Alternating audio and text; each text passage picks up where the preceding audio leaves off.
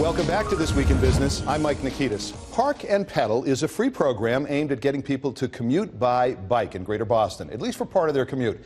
And here's how it works. Bikers drive or take the train part of the way to work, and then they ride a bike the rest of the way, avoiding congestion and parking in the city. That's essentially what it is.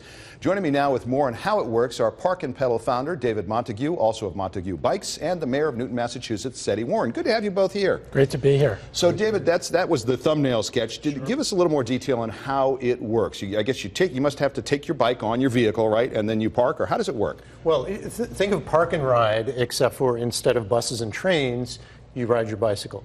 So it's multimodal transportation. You drive your car from your home to a Park&Pedal hub, which we have 20 of in the Boston area now.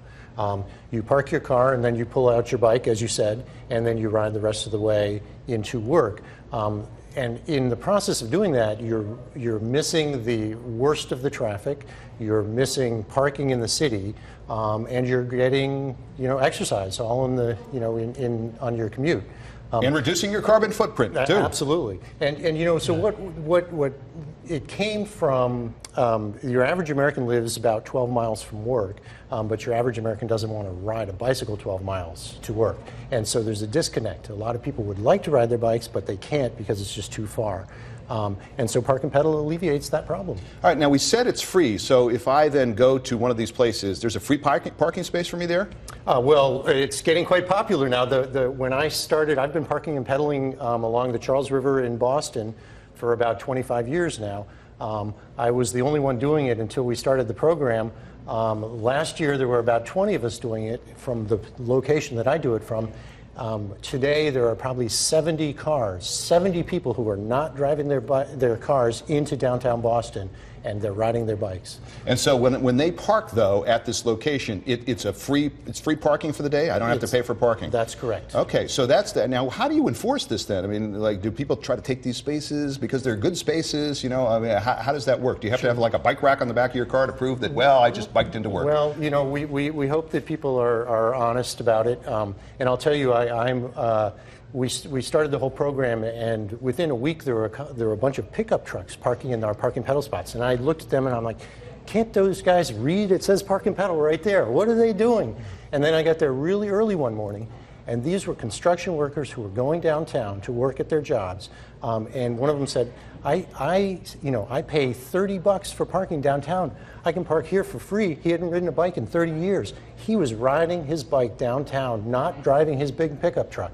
So think of the carbon dioxide emissions that is saving. That one guy, and there are a bunch of them now that are doing it. And his incentive is that he doesn't have to pay for parking, which is, as we know, through the roof in Boston. So, Mayor, your community is going to be one of the newest, or I think is the newest, to participate in this program, right? Right. So what are you doing? Right. Well, first of all, David, this is an incredible program for us. We're providing the spaces. We've got 6 different areas, 21 spaces in the city of Newton. What this does for the city is helps alleviate traffic congestion, as David mentioned, reduces the carbon footprint. Second, we know transportation is a huge barrier as far as people's personal economics. It provides people another option to commute back and forth. And third, we know additional bicycling and cycling actually has a really positive economic impact in our community. So we have 3 things that are really going to be impactful around this program. In addition to that, our expansion of infrastructure for bicycles and cycling.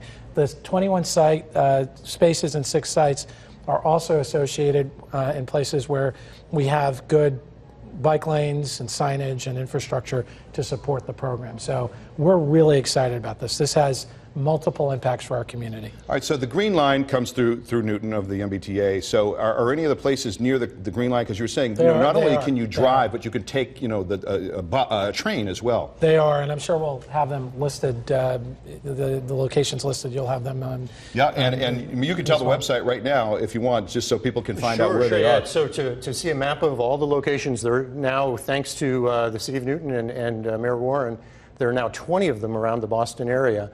And you can see them at parkandpedal.org. Parkandpedal.org. Now, Mayor Warren, you're a big bicyclist guy yourself. So, I mean, what was the motivation for you to do this? I mean, I guess you were turned on because it was something you know about. Did people ask for it too? I mean, why'd you do it?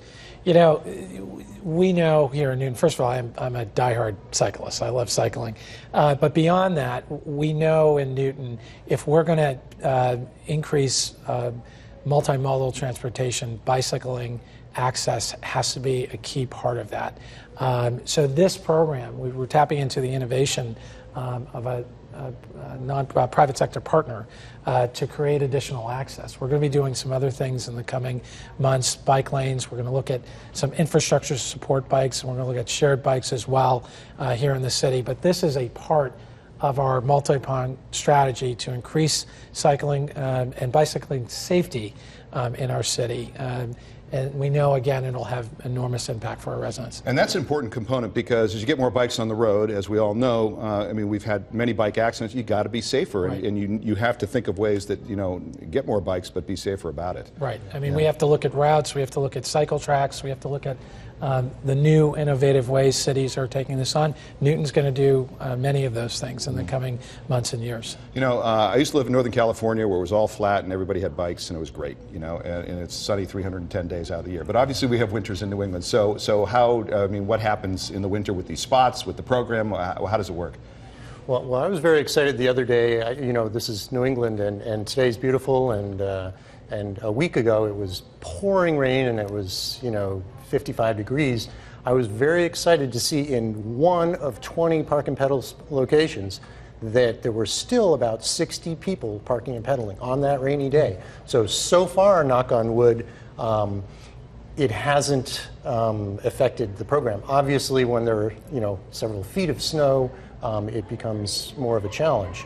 But this is a program, I'll tell you, we've had some good publicity surrounding the program, and we've been approached now by Northern California cities, by Las Vegas, by areas where they have great weather all year long.